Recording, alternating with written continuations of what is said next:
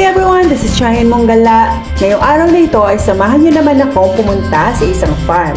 Halika't tingnan kung ano yung mga puno at halaman na nabubuhay dito sa kalupaan ng Turkey. Kaya hindi ko napapatagalin ang introng ito. Tara na!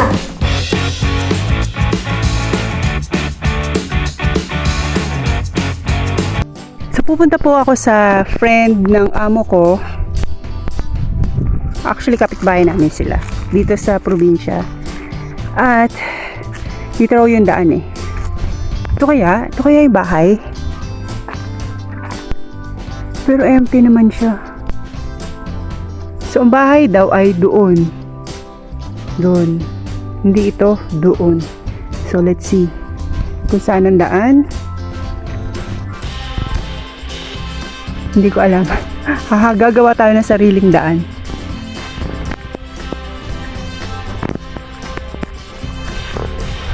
So dito tayo dadaan sa Dawagan.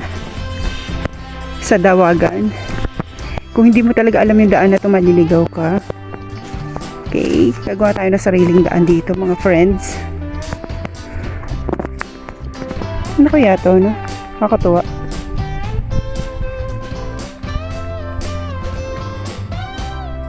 Ah, may gate dito. May gate.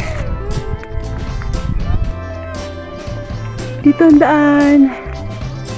Sarado natin ang gate. Yan, sarado natin kasi may mga manok silang alaga.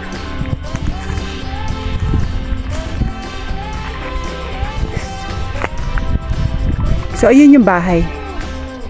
Actually, hindi siya bahay. Parang storeroom siya. Hindi siya malaki. Ano lang siya,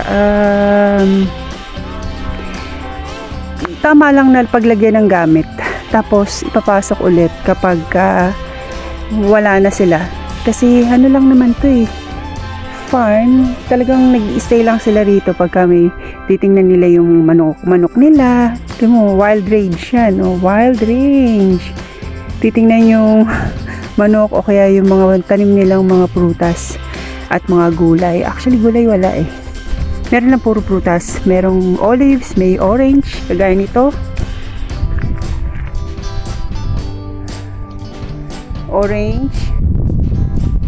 Dun sa malapit dun sa bahay nila, mayroong ubas. Tapos ang dami-daming puno ng olives. Mamaya pupuntahan natin.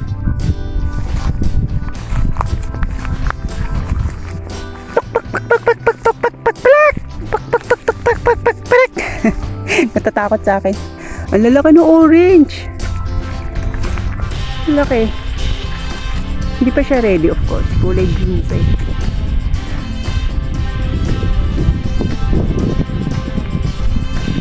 Sabi ko, mag-gate crush ako dito pagka winter. Kasi itong mga orange na to, sa winter to, nag-orange. Naintindihan nyo? Yung orange na to, sa winter mag-orange. Kasi ngayon, green pa siya.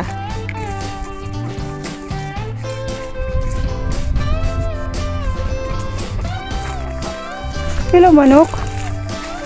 Mabuti na lang dito hindi usong mga magnanakaw. Okay ko sa iba yan ako. Bus na yung manok nila. Yan. Tapos may lemon. Wow, may lemon silang puno ng lemon. Gusto ko rin may ganito. Gusto ko rin may ganito ako sa amin. Saan yung inyo? Sa Pilipinas. So pumayag yung may-ari, ang sabi, mag-gate crush daw ako. Ayan, dahil wala silang source of water dito, nagdadala talaga sila ng ganito. Tapos lalagyan na lang ng tubig kasi lalo na pagka may ano sila. Yung may tanim silang, may mga tanim nila nilalagyan ng water. Tsaka yung mga alaga nilang manok, kawawa naman, diba? Ayan, puro olives. So nandito kami sa isang village dito sa Dacia.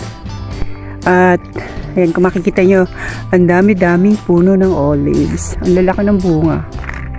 Kasi sabi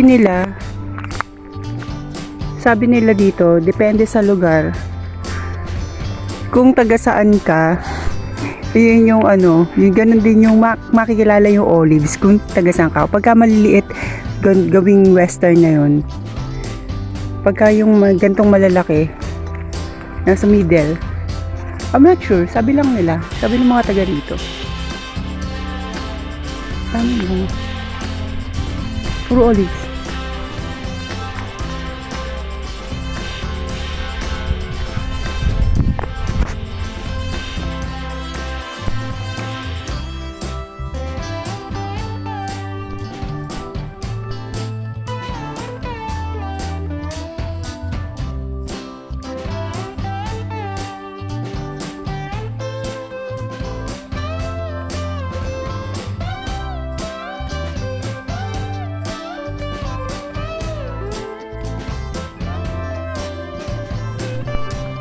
Yan, dito kami sa olive farm. So, ang nagmamay-ari nitong lugar na ito ay mga Turkish. Mag-asawang Turkish siya na ang naka-base sila sa Germany. Pero syempre, babalik at babalik ka rin, diba, sa sarili mong bayan. So, bumili sila ng farm dito. Siguro pag nag-retire sila, meron silang investment.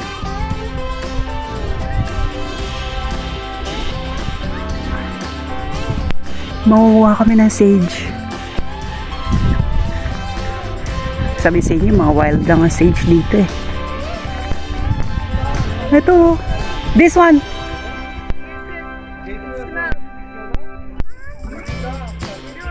Here's the sage.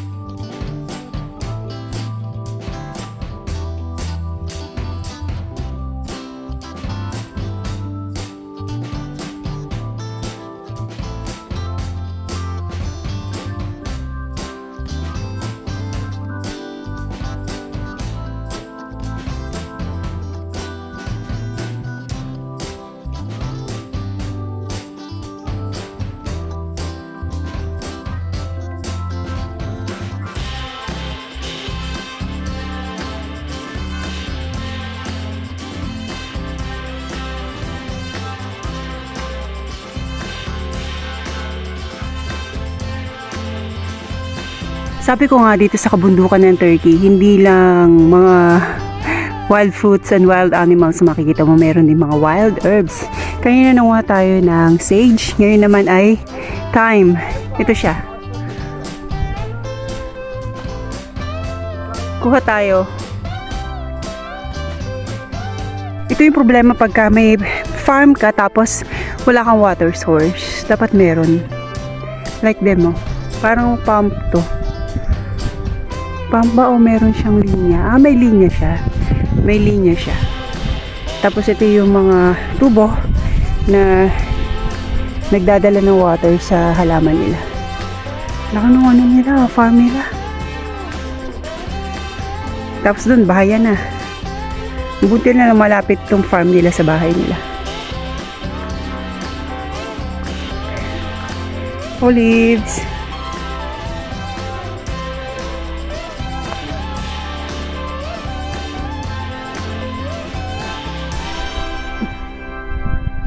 Ano kaya to? Napaka-interesting. Ano kaya to, no? Lit lang niya.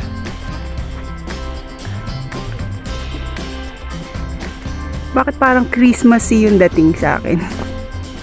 Christmassy. Para siyang acorn. Diba? Pero lit lang niya. Ayan pa. Ano kaya to?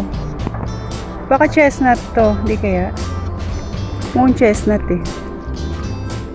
Hindi kaya chestnut to. Ganda. Ganda lang. Nakaka-amaze. Bago sa akin kaninin.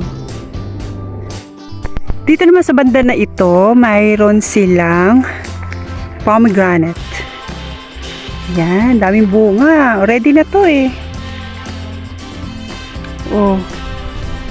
Ready na to. Oh. Ang laki. Ang daming bunga. Ayun pa.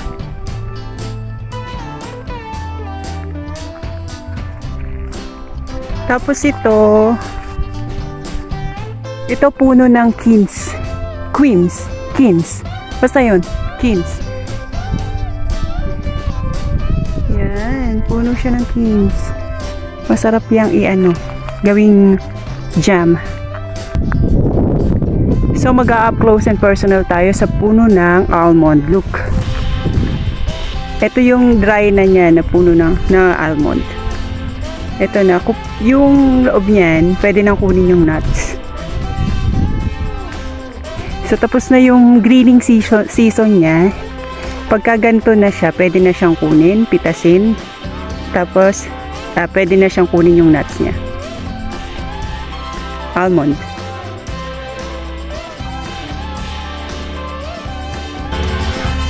Pumitas tayo.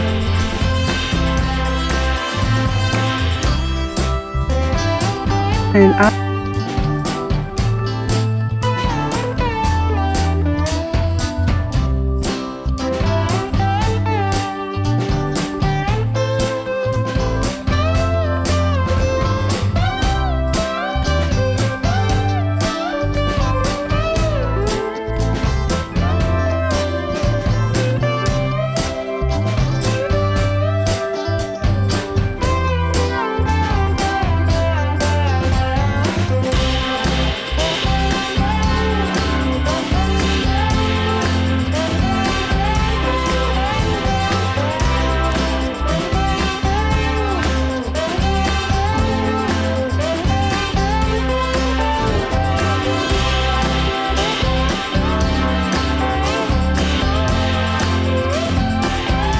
naway na-enjoy nyo ang video ito.